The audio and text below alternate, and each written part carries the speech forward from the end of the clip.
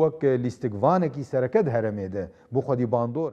لقد كانت لديهم غايات، أنه عندما يتم خطف القائد عبد الله أوجلان ينتهي حزب العمال الكردستاني وتنتهي القضية الكردية، وأن الشعب يبقى بلا حقوق ويتم كسر إرادته.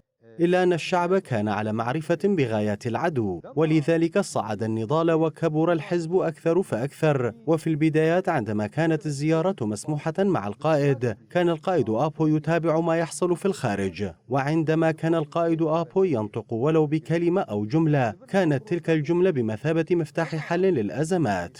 مثال على ذلك القائد عبد الله أوجلان عندما تحدث عن ثورة مناطق الشمال وشرق سوريا خلال أعوام 2011 و12 و2003 و14، وأيضا كان كلامه يرفع من معنويات الشعوب المنطقة، وعلى ذلك الأساس أيضا الكثير من الأمور تم تطويرها في المنطقة. ولكن عندما علمت تركيا أن هذه اللقاءات وقرارات القائد آبو بمثابة تغيير يحصل في المنطقة، أخذت قرارا بمنع اللقاءات معه.